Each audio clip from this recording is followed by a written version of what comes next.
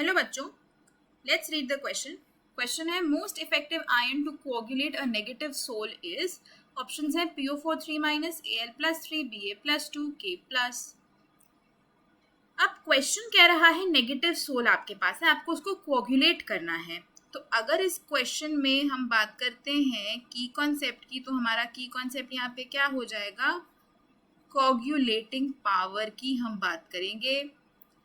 कोagulating power किसकी होती है, एक कोagulating आयन की। कोagulation का ही मतलब अगर समझें तो कोagulation क्या होता है, कोagulation होता है अगर हम कोई इलेक्ट्रोलाइट डाल के किसी सोल को प्रेसिपिटेट करवाना चाहते हैं, तो हमारे पास अगर एक नेगेटिवली चार्ज्ड सोल है, अगर एक नेगेटिव सोल है तो इसको अगर मुझे कोagulate करवाना है तो उसका ऑपोजिट चार्ज डालना पड़ेगा, मतलब कि पॉजिटिव आयन हम यूज करेंगे इसको कोagulate करने के लिए।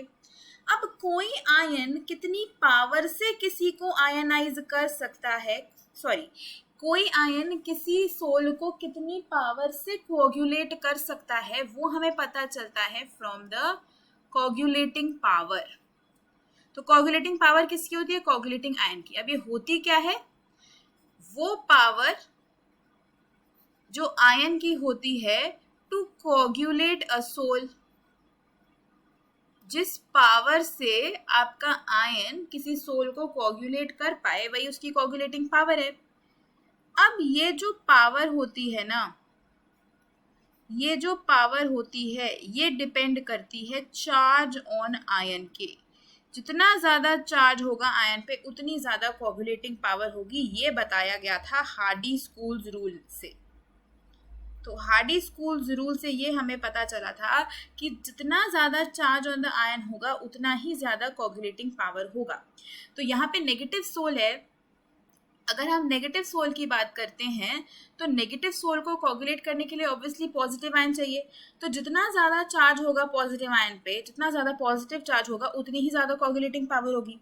तो हम नेगेटिव सोल को कोagulate करने के लिए नेगेटिव आयन तो हम यूज करेंगे नहीं, पॉजिटिव ही करेंगे, ऑपोजिट चार्ज ही यूज किया जाता है कोagulate करने के लिए। अब ऑप्शन है Al+3 Ba+2 K+। According to Hardy Schulze rule जितना ज्यादा चार्ज उतनी ज्यादा कोagulating पावर। तो सबसे ज्यादा इफेक्टिव जो होगा कोagulate करने में वो Al+3 होगा because of its higher charge.